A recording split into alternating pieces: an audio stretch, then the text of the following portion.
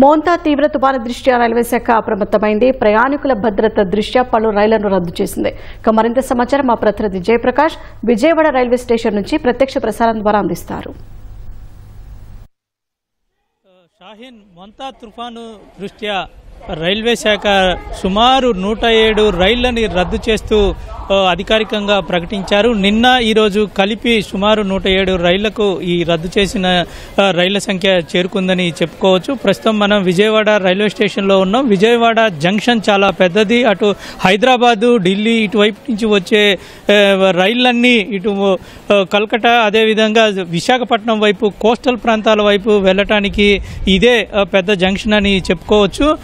ప్రస్తుతం ఇటు విజయవాడ నుంచి పైకి వెళ్తున్నటువంటి ఏలూరు, రాజమండ్రి, కాకినాడ, విశాఖపట్నం, విజయనగరం ఇటువంటి ప్రాంతాల్లో దాదాపు ఇప్పటికే వాతావరణ శాఖ చాలా ప్రకటించింది, తుఫాను ప్రకటించింది. అదేవిధంగా అప్రమత్తంగా ఉండాలని సూచించడంతో రైల్వే శాఖ కూడా వాతావరణం ప్రకారంగా ఎక్కడెక్కడ ఏ ప్రాంతాల్లో వర్షాలు కురిసే అవకాశం ఉంది, ఎక్కడ రైళ్లకు సంబంధించిన ట్రాకులు దెబ్బతినే అవకాశం ఉంది, వాటి పరిస్థితి ఎలా ఉంది అని ఎప్పటికప్పుడు స్థానికంగా ఉన్నటువంటి సిబ్బంది అధికారుల తోటి సమీక్షలు జరిపి వాటన్నిటిని వివరాలు కనుక్కుంటూనే ఉన్నారు. ఈ క్రమంలోనే చాలా రైళ్లని రద్దు చేసిన పరిస్థితి అయితే మనకు కనపడుతుంది. రద్దయిన రైళ్లకి సంబంధించి బుక్ చేసుకున్న వారికి టికెట్ల ధరలు టికెట్ మళ్ళీ వాపసు ఏదైతే చెల్లించారో అది వాపసు ఇస్తామని రైల్వే శాఖ ప్రకటించింది. ప్రస్తుతం మనం విజయవాడ రైల్వే స్టేషన్లో ఉన్నాం. ఇక్కడ చూసుకోవచ్చు చాలా తక్కువ మంది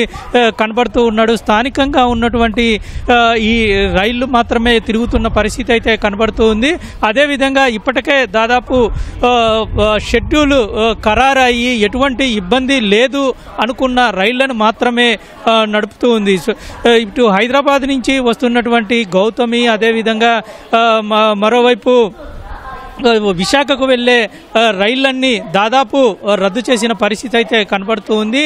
నిన్న సాయంత్రం నుంచే ఈ ఎఫెక్ట్ కనబడుతూ ఉంది. ఈరోజు సాయంత్రం నుంచి దాదాపు ఈ కాకినాడ వద్ద అల్పపీడనం తీరం చేరే అవకాశం కనబడుతూ ఉంది. ఈ నేపథ్యంలోనే విపరీతంగా గాలులు, అదేవిధంగా వర్షం పడే సూచనలు ఉన్నాయి. ఇటు మచిలీపట్నం నుంచి కూడా ఇక్కడ మచిలీపట్నం వద్ద కూడా దాటే అవకాశం ఉందని చెబుతున్న నేపథ్యంలో అధికారులు దాదాపు అన్ని రకాలుగా అప్రమత్తత చేశారు.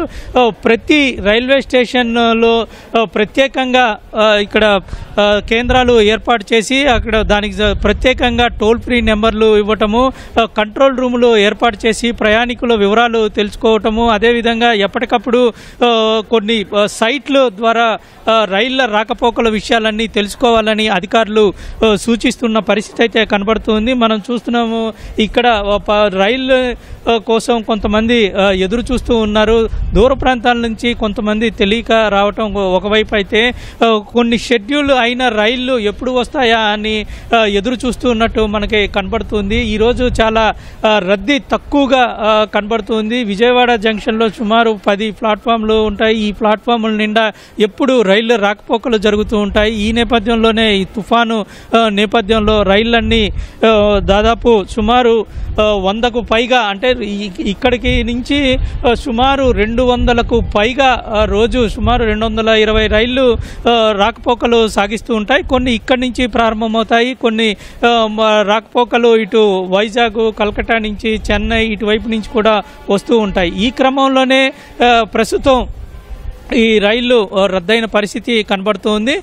మొత్తం మీద ఈరోజు ప్రయాణికులు కొంత అసౌకర్యం ఉన్నా సరే ఎటువంటి ఇబ్బంది జరగకూడదు అనే ఉద్దేశంతో రైల్వే శాఖ ముందుగా అప్రమత్తం చేసింది.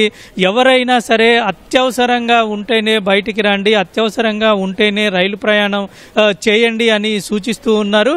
ఇదంతా ప్రయాణికుల సురక్షితంగా ఉండాలనే ఉద్దేశంతో తాము రైళ్లను నిలిపివేస్తూ ఉన్నట్టు ఇదంతా అధికారుల సూచన. అదేవిధంగా వాతావరణ శాఖ ఇచ్చినటువంటి నిబంధనలు, వాళ్ళు ఇచ్చినటువంటి సూచనల మేరకే మేము చేస్తున్నామని చెప్తూ ఉన్నారు.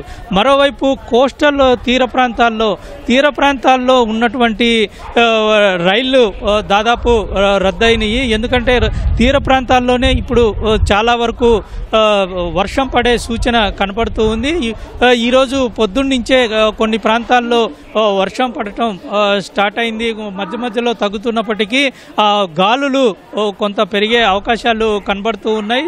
ఎప్పటికప్పుడు వాతావరణ శాఖ సూచనలు ఇస్తూ అక్కడ అధికారుల్ని అప్రమత్తం చేస్తూ ఉంది. మరోవైపు రైల్వే శాఖ అధికారులు కూడా సిబ్బందితోటి ట్రాకుల్ని ఎక్కడికక్కడ ఏ విధంగా ఉన్నాయి, వాటి పరిస్థితి, వెంటనే ఏదైనా రిపేర్ చేయాల్సిన పరిస్థితి ఉంటే వెంటనే అక్కడికి సిబ్బంది పంపించేలా అప్రమత్తమయ్యారు. ఒకవైపు పోలీసులు, మరోవైపు రైల్వే ఇంజనీర్లు, వీళ్ళంతా సిబ్బంది టెక్నికల్ సిబ్బంది కూడా వెంటనే అందుబాటులో ఉండాలని అధికారులకు సూచనలు చేశారు. అధికారులు ఇచ్చినటువంటి సూచనల మేరకే సిబ్బంది అయితే ఇప్పటికే సిద్ధంగా ఉన్న పరిస్థితి ఉంది. మొత్తం మీద రైళ్ల రాకపోకలు నిలిపివేయడంతో కొంత ప్రయాణికులు కొంత ఇబ్బందులు పడుతున్నా సరే ఈ ఇబ్బందికర పరిస్థితుల్లో ప్రయాణాలన్నింటినీ వాయిదా వేసుకోవటమే మంచిదని భావిస్తున్నట్లు మనకి తెలుస్తుంది. మొత్తం మీద ఇప్పటికైతే 100కు పైగా రైళ్లు రద్దయ్యాయి. సాయంత్రం ఇంకా ఈ పరిస్థితిని బట్టి మరికొన్ని రైళ్లు రద్దయ్యే అవకాశాలు అయితే మనకి కనబడుతున్నాయి. షాహీన్, కెమెరామెన్ నరేష్తో జయప్రకాష్, ఈటీవీ న్యూస్, విజయవాడ.